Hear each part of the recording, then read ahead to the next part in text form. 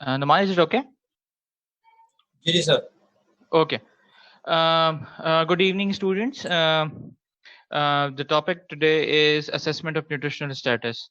Now, it's I can understand it's very difficult to attend today's discussion because there is a excellent and very lovely weather out there, and also because of the uh, p- power shortage.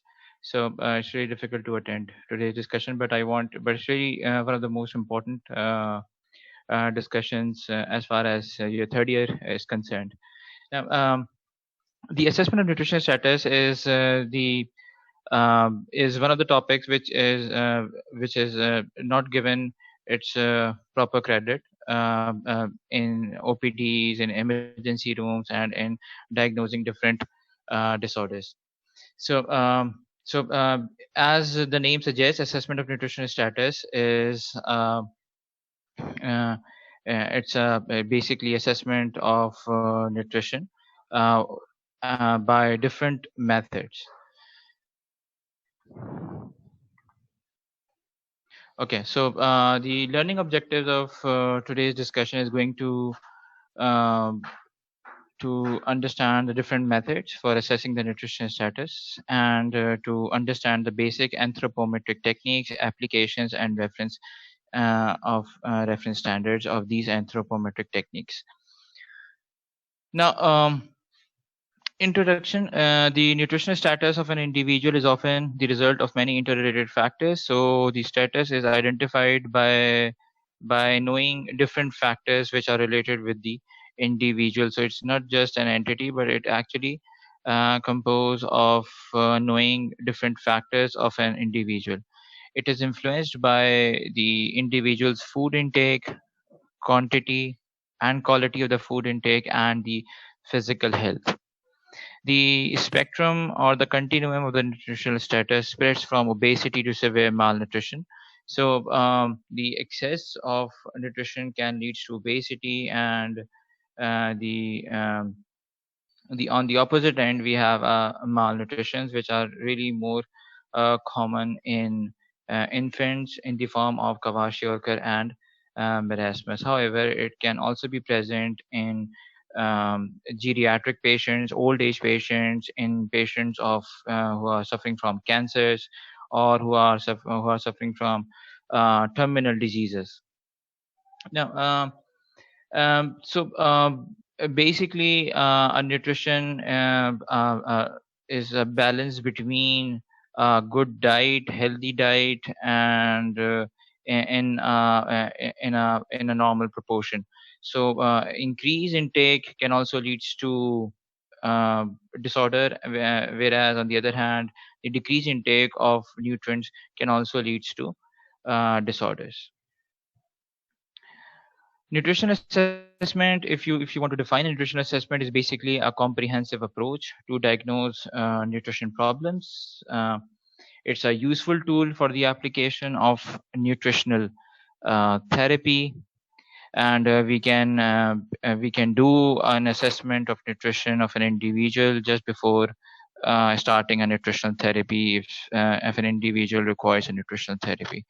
It uses a combination of following factors related to the individuals. Following factors are the food and the nutrient intake, that is the diet history of an individual, the lifestyle of the individual, whether he's active or sedentary lifestyle. Most of the time, what we are actually seeing in our part of world is a sedentary lifestyle. A medication intake, uh, whether the individual is on any other medication, social and medical history, anthropometric measures, for example, height, weight, waist circumference, head circumference, body mass index, waist and hip ratio. These all are the anthropometric measures. The body composition, the fat content and the muscle content can also be identified. So it's also one of the part of the nutrition assessment. And the biochemical measurements, the most important, which are more valid and reliable, are the biochemical measurements. Before just jumping to our discussion today, I am just giving you a scenario. For example, if you are working in an OPD, and a 75-year-old female turns into your OPD, and she is having presenting complaint of forgetfulness, um, and empathy, lack of empathy, and uh, total dissociation symptoms and antisocial symptoms. Now, if you acquire history, if you go into the history, she will give you an history of gastrectomy. So, what do you suggest that because of gastrectomy, uh, which was done a year back, can leads to uh, these kind of symptoms like forgetfulness, uh, and uh, the antisocial behavior. Okay, so you keep this in mind, and then we will try to solve this scenario at the end. Now, the nutrition assessment is basically done with the collection of data. It can be collection of data through interviews, questionnaires, and specially designed forms can be used for collection of the individual's data. Scientific analysis can also be done, for example, by chemical analysis. So, majorly two parts of collection of data. The data can be collected either through interviews, questionnaires, or specially designed forms, or it can be done through the scientific analysis. It identifies nutrition assessment identifies nutritional status of an individual, and it is also designed to appropriate nutritional therapy as well. So it basically helps not only in identifying the nutritional status of a patient or a suspected patient, or and not only, but it can also help in designing the appropriate nutritional therapy as well. Helps in the investigation which is needed for greater nutritional support, can also be done to investigate the need for greater nutritional support as well. Methods of nutrition assessment, these are summarized as ABCD, so it's a mnemonic you can easily remember. A for anthropometric methods, that is measuring the height, weight, BMI. B is for biochemical laboratory methods. C is for clinical methods, and D is for dietary evaluation methods.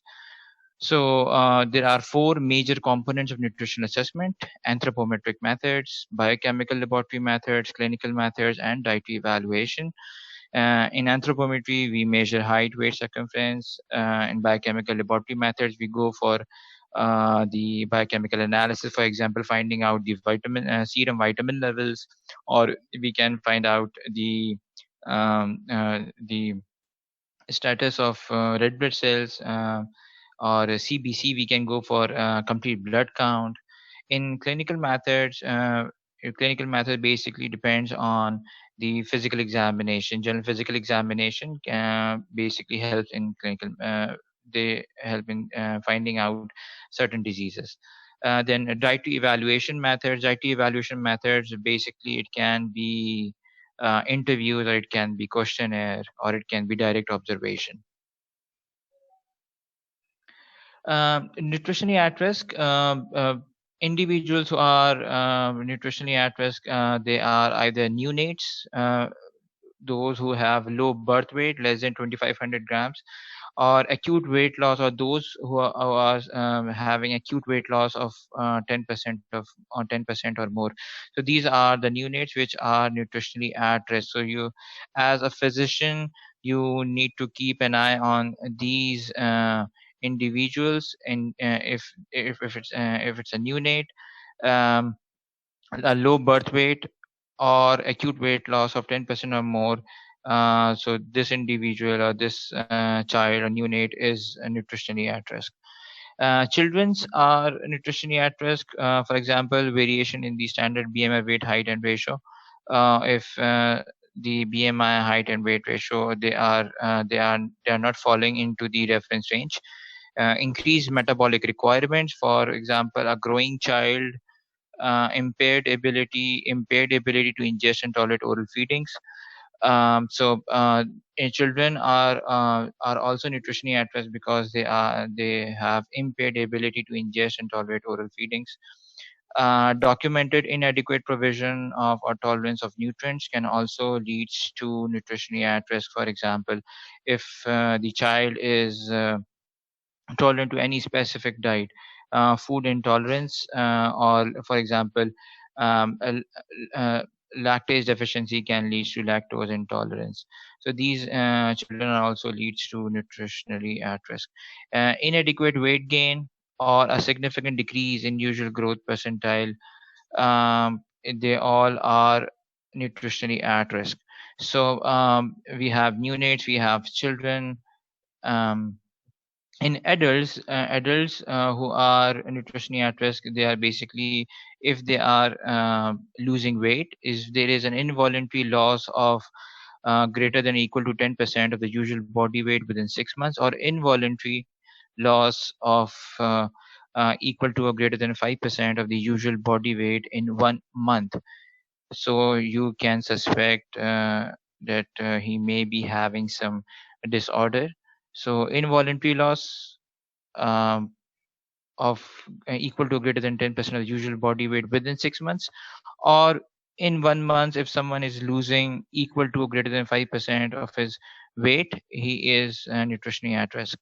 Then involuntary loss or gain of 10 pounds within 6 months also accounted as nutritionally at risk, because the weight gain also leads to comorbidities like cardiovascular disorders, diabetes mellitus, hypertension, and so on. Body mass index less than 18.5 kilogram per meter square, or 18.5, or greater than 25 kilogram per meter square, they all are nutritionally at risk. So that's a basic and normal reference range from 18.5 to 25 BMI. So BMI having 18.5 to 25 is a normal reference range.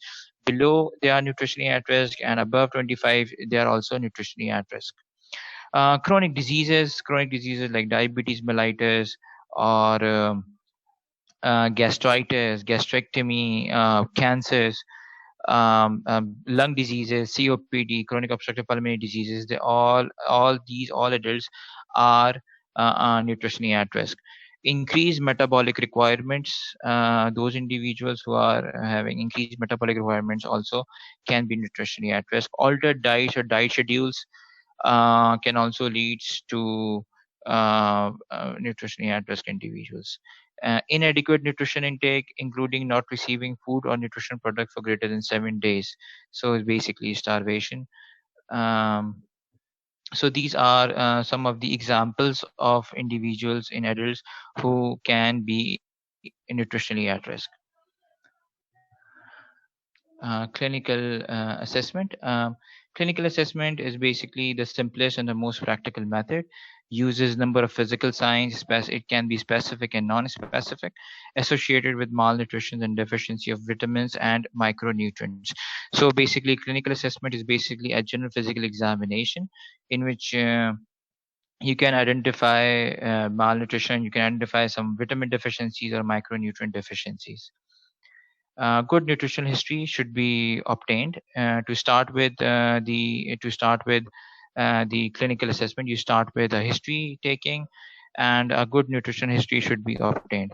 General clinical examination with special attention to organs like hair, angles of the mouth, gums, nails, skin, eyes, tongue, muscles, bones, and thyroid gland, basically can be assessed through general physical examination.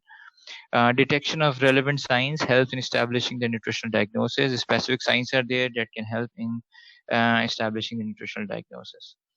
advantages of clinical assessment. It is fast and easy to perform. Can be performed in outpatient department or in wards easily. It is inexpensive and non-invasive. So these are basically the three advantages of clinical assessment. Limitations of clinical assessment: it did not detect early cases. So it's not helpful in detecting early cases of nutritionally at-risk individuals, and this is basically the limitation of the clinical assessment. Clinical signs of nutritional deficiency. For example, hairs can help you in identifying nutritional deficiencies like spare and thin hair, maybe due to protein, zinc, and biotin deficiency. Hairs which are easy to pull out can be due to protein deficiency, or a corkscrew or coiled hair can be due to vitamin C and vitamin A deficiency. So, by just finding out these some specific signs of hairs, we can identify some important nutritional deficiencies. Then mouth, by just examining the mouth. For example, if you find a glossitis, it is inflammation of a tongue. It may be due to, however, there are various other reasons. But nutritional deficiencies can also be there. For example, if someone is having glossitis, he can be suffering from deficiency of riboflavin, niacin, folic acid, vitamin B12. If there is bleeding in spongy gums, it can be due to vitamin C, A, K, folic acid, and niacin deficiency. Vitamin C can lead to scurvy, and it is the most um, common disorder in which there are bleeding and spongy gums. Then angular stomatitis, chelosis, and fissure tongue can be due to vitamin B2 and B6 and niacin deficiency. Then we have leukoplakia, that is white discoloration of oral cavity. Can be due to nutritional deficiencies like vitamin A, B12, B complex, folic acid, and niacin. However, leukoplakia are more common in oral cancers and in oral cancers as well. So you have to rule out whether the leukoplakia is due to any sort of oral cancer or any nutritional deficiency. Then we have sore mouth or tongue. It can be due to vitamin B12, B6, vitamin C, niacin, folic acid, and iron deficiencies. By examining the mouth, you can find out you can have an important signs of vitamin deficiencies, and specific signs are there. For example, glossitis, bleeding in spongy gums, angiostomatitis, leukoplakia, sore and mouth tongue. They all can tell you the nutritional status of an individual during clinical assessment. When you examine eyes, you may find night blindness or zero ophthalmia, which is due to vitamin A deficiency. Then photophobia or blurring, conjunctival inflammation maybe is they also may be due to vitamin B2 and vitamin A deficiencies. So you may find some signs on the eye examination as well. Then examining the nails, the spooning of nails are due to iron deficiency, whereas transverse lines in the nails are due to protein deficiency. So they can also examining the nails can also tell you some nutritional deficiencies. Similarly, by examining the skin, if it's paler, the individual is maybe suffering from folic acid, iron, or vitamin B12 deficiency. Follicular hyperkeratosis due to vitamin B and vitamin C deficiency. Flaking dermatitis is basically due to vitamin B12, vitamin A, zinc, and niacin deficiency, and protein energy malnutrition, and can also lead to flaking dermatitis. So protein energy malnutrition, vitamin B12, vitamin A, niacin, zinc can lead to flaking dermatitis. Similarly, pigmentation, desquamation, uh, may be due to niacin and protein energy malnutrition like kwashiorkor and marasmus. Similarly, bruising, purpura, vitamin K, vitamin C, and folic acid deficiencies can lead to bruising and purpura. Then the thyroid gland. The thyroid gland can be examined in mountainous areas, in high altitudes, in as far from sea places. Goiter is a reliable sign of iodine deficiency. You can identify iodine deficiency by examining the thyroid gland. If someone is suffering from the goiter, uh, you may suggest that the individual is suffering from iodine deficiency. Then joints and bones. By examining by joints and bones, you can detect signs of vitamin D deficiency, that is rickets, and vitamin C deficiency, or you can find out that the individual is suffering from osteomalacia, osteoporosis. You can also find out these on examining the joints and bones. Anthropometric method. So we are done with clinical assessment. Clinical assessment is basically the general physical examination, and some other examinations as well, specific examinations of hair, nails, skin, thyroid gland, and it can lead to some important diagnosis of vitamin deficiencies. Anthropometric methods, it is basically the measurement of body height, weight, and proportion. Is an essential component of clinical examination of infants, children, and pregnant women. It is used to evaluate both under and over nutrition. The measured values reflect the current nutritional status and don't differentiate between acute and chronic changes. So that's a basic limitation of anthropometric method, that is basically reflects the anthropometric measures reflects the current nutritional status and don't differentiate between the acute and chronic change. That's basically the limitation of the anthropometric methods. The measurements which are generally included in the anthropometric measurements are mid-arm circumference, skin fold thickness, head circumference, which is really important in neonates and children. A head and chest ratio is also important in neonates. Hip and waist ratio is also important to finding out the obesity.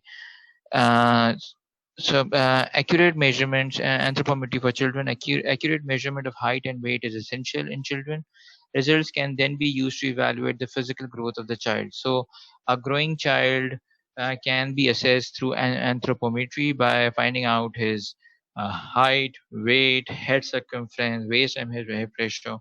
For growth monitoring, the data are plotted on growth charts over a period of time that is enough to calculate the growth velocity. So basically we have a graphical representation, which is a normal growth is being represented on the chart, and we can find out the individual's growth by plotting his or her anthropometric measurements on that specific chart, and can be compared to international standards. A neonate, as you can see here, the height of a neonate is being measured here. uh, then the weight uh, you can find the weight of a neonate by putting on a weighing scale. Similarly, in children's, you can find the height of a children, and then you can put on these specific already standardized charts. So we have a standardized chart here, and on plotting your values, you can find that whether the child or a neonate is in a normal reference range, or whether he is out of the normal reference range, whether he is losing weight or he's gaining weight disproportionately. So that's basically a growth monitor chart, which is a percentile chart, and it helps you to identify the nutritional assessment by assessing the nutrition of a child. In adults, the measurements are basically the height. Height is basically the subject stands erect and barefooted on a stereometer with a movable headpiece. So you can find height in an adult, The headpiece is leveled with the skull vault, and height is recorded to the nearest zero point 0.5 centimeter. This is basically how you identify height through a tediometer with a movable headpiece. The headpiece is leveled with the skull vault, and a height is recorded to the approximately weight measurement used are regularly electronic or balance beam scale. Spring scales are less reliable, so either you use an electronic scale or a balance beam scale. Weight in light clothes and no shoes, and it is read to the nearest of 100 grams, that is zero point 0.1 kilogram. Uh, that's how you measure the weight of an adult um, by a weighing scale, using a weighing scale. That's basically a weighing scale with a stadiometer. So at the same time, you can find the height of an individual and the weight of an individual at the same time. Nutrition indices in adults. The international standard for assessing the body size in adults is the body mass index. So um, the most famous index used for finding out the nutritional status is body mass index. BMI is computed using the following formula. It is weight in kilograms divided by the height in meter square. So BMI is usually um, we find BMI usually to find out the nutritional status of an individual. Evidence shows that high BMI is associated with type 2 diabetes and a high risk of cardiovascular morbidity and mortality. So high BMI is associated with comorbidities like diabetes mellitus, cardiovascular disorders, and they both leads to increased morbidity and mortality. Now, some already known criterias which is based on WHO and WHO. The WHO has given a nation criteria for the BMI, and the WHO has divided the BMI into categories like underweight, normal, overweight, pre-obese, obese, type 1, type 2, and type 3. In WHO criteria, we have BMI cutoff values. So basically, it's a comparison between a WHO criteria and the Asian criteria. The WHO criteria, which is for the countries other than the Asian countries, underweight is less than 18.5, normal is 18.5 to 24.9, overweight is above 25 or more than 25 to 29.9. Then we have obesity. Obesity is further classified into type 1, type 2, and type 3. Type 3 is from 30 to 40, type 2 is from 40.1 to 50, and type 3 is more than 50 is super obese or severe obesity. So this is a WHO criteria for countries other than the Asian countries. For Asian countries like our part of world, the BMI cutoff is same as that of for the other countries, that is less than 18.5. Normal is a little bit different, from 18.5 to 22.9. Overweight is from 23 to 24.9. Pre-obese is from 25 to 29.9. Obesity is greater than or equal to 30 BMI, and then we have three categories of 30 to 40, same as those for the other countries. So the major difference between is for the normal category, 18.5 to 22.9. Instead of 24.9, we have 22.9 cutoff value for the normal value of BMI. For overweight, we have 23 to 24.9, and for pre-obese, we have 25 to 29.9. This is for the Asian population. Now, so we have these specific BMI values. The another anthropometric measurement is the waist hip ratio. The waist circumference is measured at the level of the umbilicus to the nearest 0.5 centimeter. The subject stands erect with relaxed abdominal muscles, arms at the side, and feet together. So that's the way how we identify the waist circumference. It is measured at the level of the umbilicus to the nearest zero point 0.5 centimeter, and the subject stands erect with relaxed abdominal muscle, arms at the side, and feet together. The measurement should be taken at the end of a normal expiration. So this is how you find out the waist circumference. Now, the waist circumference can be compared, can we can find out a ratio between the waist and hip ratio, and it's a good index for finding out those individuals who are at risk of obesity or malnutrition. So the waist circumference basically predicts mortality better than any other anthropometric measurement. Waist circumference more than BMI. It's more reliable, and waist circumference measurement is more reliable and valid as compared to the BMI alone. The waist circumference has been proposed that waist measurement alone can be used to assess obesity, and two levels of risk have been identified: the males and for males and females. Level one, the two levels of risk is level one and level two. Level one is greater than 94 centimeter for males and greater than 80 centimeter for female. Its high risk is level one.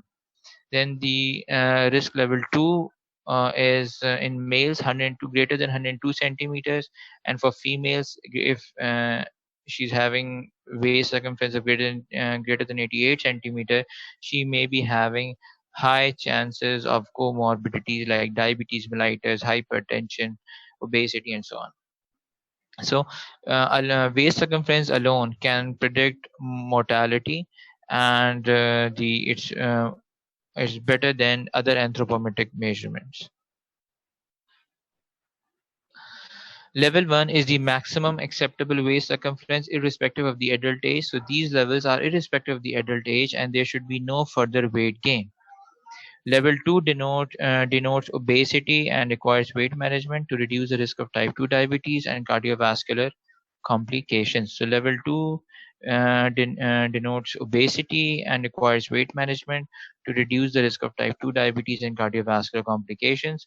So we have cutoff values of waist circumference at level 1 and level 2, and these are the recommendations.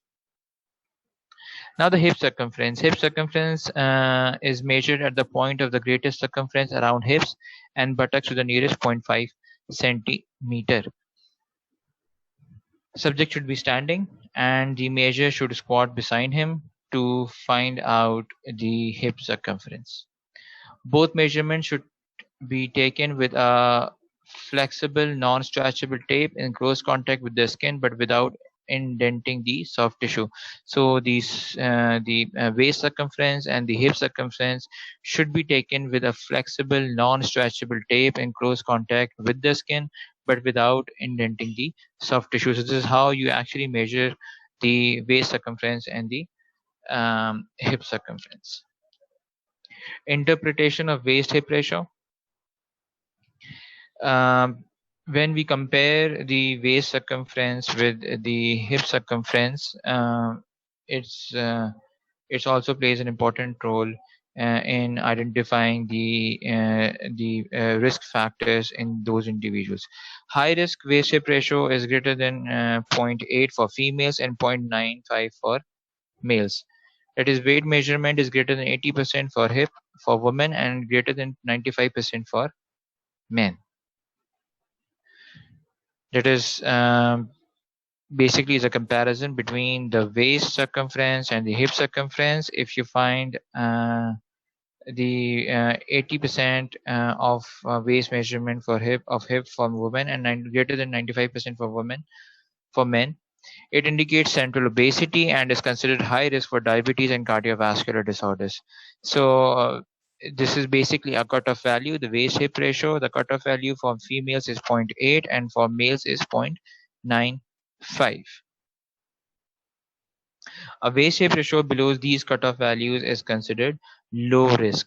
So those who are having waist hip ratio less than 0.8, females, and 0.95 for males is basically considered as low risk. Advantages of anthropometry: objective with high specificity and sensitivity. These are some of the advantages of anthropometry, that they are objective with high specificity and sensitivity. Measures many variables of nutritional significance: height, weight, head circumference, skin fold thickness, waist and hip ratio, and BMI. Readings are numerical and gradable on standard growth charts. Readings are reproducible, non-expensive, and need minimal training. So these are some of the advantages of anthropometry. They are high specific and high sensitivity.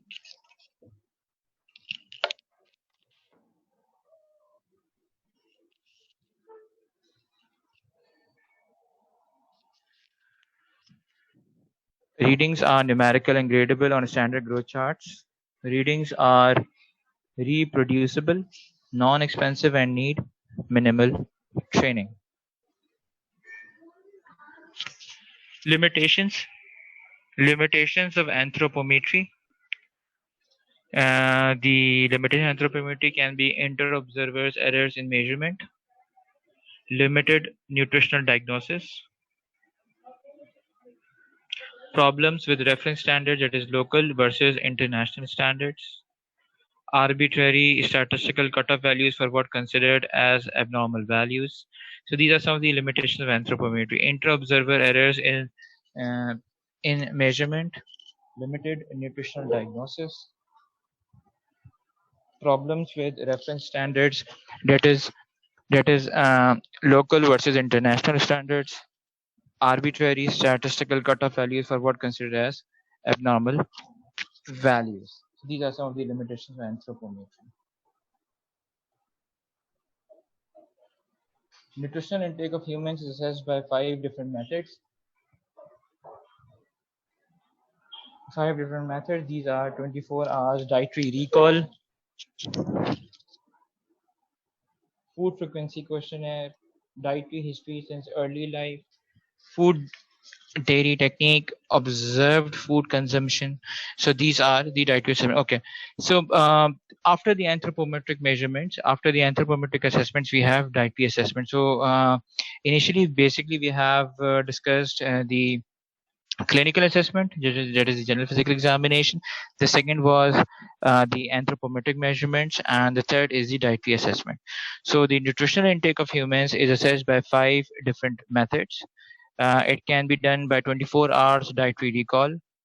It can be assessed by food frequency questionnaires, or either by dietary history since early life, food dairy technique, observed food consumption. Can all these are techniques are used for finding out the nutritional assessment of an individual. 24 hours dietary recall is basically a trained interviewer asks the subject to recall all food and drink taken in the previous 24 hours. It is quick, easy, and depends on short-term memory, but may not be truly representative of the person's usual intake. So basically, it's one of the technique of finding out the nutritional assessment. A 24 hours dietary recall is used. There should be a trained interviewer that asks the subject to recall all food and drink taken in the previous 24 hours. Food frequency questionnaire. In this method, the subject is given a list of around 100 food items to indicate his or her intake per day, per week, and per month. This is a food frequency questionnaire in which the items are being listed. Around approximately 100 food items are listed per day, per week, and per month. It's an inexpensive method, more representative, and easy to use. So a food frequency questionnaire can also be used for finding out the nutrition assessment. Food frequency questionnaire limitations. It can be a long questionnaire, it can be boring, and can leads to poor reliability of a questionnaire. Errors with estimating serving size. The individuals or patients can make errors with estimating service sizes. Needs updating with new commercial food products to keep pace with changing dietary habits. um, dietary history is another way of finding out the nutritional status. It is an accurate method of assessing the nutritional status by finding out the dietary history. The information should be collected by a trained interviewers or an interview should be used. It's basically an interview method in which the patient is interviewed by a trained interviewer. Details about usual intake, types, amount, frequency, and timing needs to be obtained. Cross-checking to verify data is important. Food intake should be recorded by the subject at the time of consumption. Food diary can also be used, just like interviewing methods or questionnaires. A food diary can also be maintained. That is, types of amount should be recorded by the subject at the time of consumption. So it's a more easy method for the individuals or for the patients and subjects. The length of the collection period ranges between 1 to 7 days. Reliable but difficult to maintain. Food diary is reliable but difficult to maintain, as subjects or individuals, patients, they do not maintain the food diary.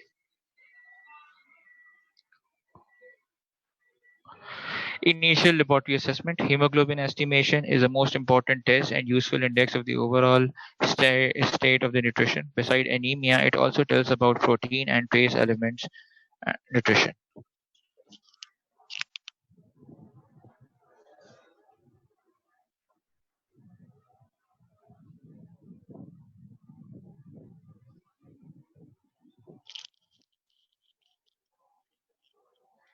So initial laboratory assessment can also be used. Hemoglobin estimation is the most important test and useful index of the overall state of the nutrition. So you can start the laboratory assessment with a simple complete blood count, in which you look for anemia, total red blood cell count, hematocrit values, mean corpuscular volumes can also be checked for finding any nutritional deficiency. So not only anemia can be can be identified, but proteins or trace element nutrition can also be found out. Stool examination is another laboratory assessment for the presence of ova or intestinal parasites, as these intestinal parasites can lead to nutritional deficiencies. Urine dipstick and microscopy for albumin, sugar, and blood can also be used. It's a simple dipstick methods, and microscopy for albumin, sugar, and blood can also be used. So urine detailed report basically is done to find any presence of albumin, sugar, and blood, which is in normal cases it's not present in urine. Specific lab tests, measurement of individual nutrient in the body fluids. For example, a specific lab test, if you are suspecting some vitamin deficiency or mineral deficiency, you can go out for uh, serum value levels. For example, serum vitamin A levels, that is retinol, serum iron levels, urinary iodine levels, and vitamin D levels can also be checked for any nutritional deficiency. Detection of abnormal amount of metabolites in the urine, for example, creatinine and hydroxyproline ratio can be checked. Basically, this is a ratio between the creatinine and hydroxyproline. Creatinine represents the breakdown of muscles, whereas hydroxyproline represents the synthesis of new muscles. So basically, it's a ratio. So detection of abnormal amount of metabolites in the urine can also be found. Not only this, but the ratio of creatine hydroxyproline can also be done to to find out the nutritional assessment. Then hairs, nails, and skin for micronutrients can also be analyzed to find out any uh, vitamin deficiencies, but these are not normally done. Advantages of biochemical methods, laboratory methods is basically they are useful in detecting early changes in body metabolism and nutrition before the appearance of overt clinical signs.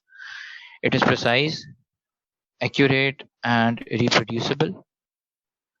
It is useful to validate data obtained from dietary methods, example, comparing salt intake with 24-hour urinary excretion. So basically, biochemical methods, these are the advantages that they are precise, accurate, and reproducible. They are reliable, valid, and can detect early changes in body metabolism. It is useful to validate data obtained from the dietary method, example comparing salt intake with 24-hour urinary excretion. So you can double check your findings with these biochemical analysis or laboratory analysis. Some limitations of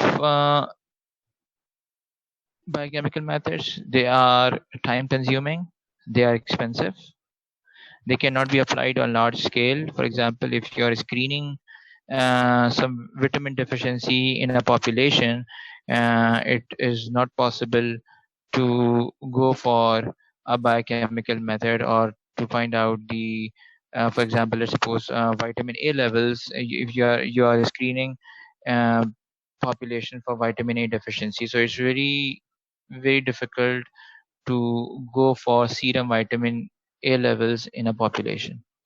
Needs trained personnel and facilities. So these are some of the limitations. Biochemical analysis provides information about protein, energy, nutrition, vitamin and mineral status, fluid and electrolyte balance, and organ functioning. So basically, it gives you the holistic information of protein, energy, nutrition, vitamin and mineral status, fluid and electrolyte balance, and organ function. So this is more reliable. Biochemical analysis is more reliable and valid. Analysis of blood and urine samples are usually done for finding out specific vitamins or specific minerals, or you can go for a complete blood count, or urine DR can also be done. Plasma proteins represents the amount of proteins in your body. The most important plasma protein is albumin. It is the most abundant and it is slow to reflect change in status. Transferrin is another plasma protein that helps in the transport of iron. It indicates the protein energy, malnutrition, and iron status of a subject. It is slow to detect changes in the status. So plasma proteins can also be used for finding out some nutritional deficiencies like protein energy, malnutrition, or if there is an iron deficiency, or there is uh, uh, some another disease. Similarly, we have free albumin and retinol binding protein, also called transthyretin. It responds quickly to changes in protein status, but it is an expensive test. So for plasma proteins, to finding out for plasma protein analysis, we can find out albumin, we can find out transferrin, we can find out free albumin and retinol binding protein. Fluid imbalance, we can have signs of edema. Edema can, basically can be uh, can be assessed on not only on some anthropometric measurements, but mostly it is identified on clinical assessment or general physical examination. So edema can be found out by weight gain, or if there is a facial puffiness or swelling of the limbs or abdominal distension and tight fitting shoes. So they all can lead to edema. Uh, Fluid imbalance can be because of diseases of the heart, kidneys, liver, and lungs. So there are a number of organs which are involved in fluid balance, and if um, or any disease of the heart or kidney or liver and lungs can lead to fluid imbalance. Dehydration, uh, basically some signs and symptoms of dehydration is thirst, dry skin or mouth, reduced skin tension, dark yellow or amber urine with low volume. These all are the signs of dehydration. So fluid imbalance basically can be assessed fluid imbalance can be assessed on clinical assessment, on biochemical analysis as well.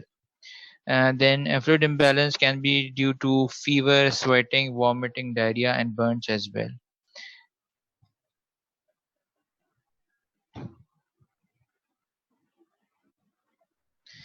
So, we have come to the end of our discussion. These are two books which you should go back and read these textbooks. The number one is Clinical Nutrition Practice. Most of the material is taken from this book. It is available in a PDF format, in an e format, and you can easily get on the internet. So what we have discussed today is how you assess the nutritional status of a subject. We can use different methods. It can be anthropometric, it can be biochemical, or you can go for questionnaire. So you can use different methods.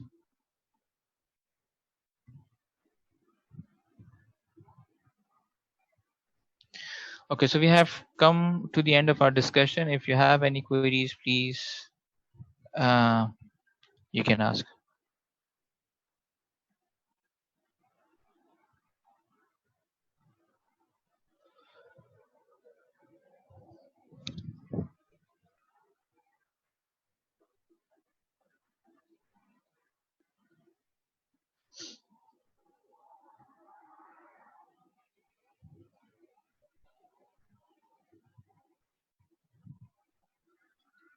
Ji, any queries please?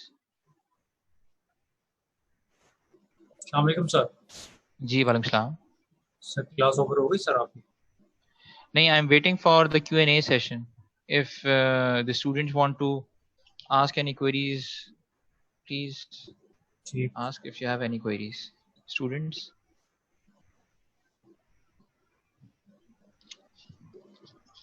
Tuba Umar.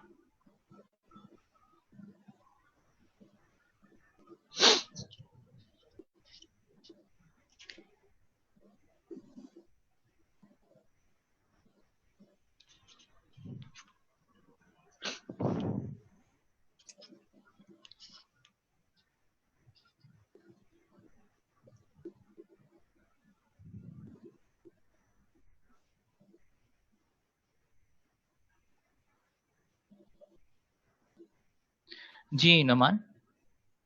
Ji sir. जी मेरे ख्याल से अभी कोई है नहीं और chat में, तो कोई पूछ ठीक है सर, क्लास ऑफ कर दूं सर? जी जी, I am signing out. Okay, thank you.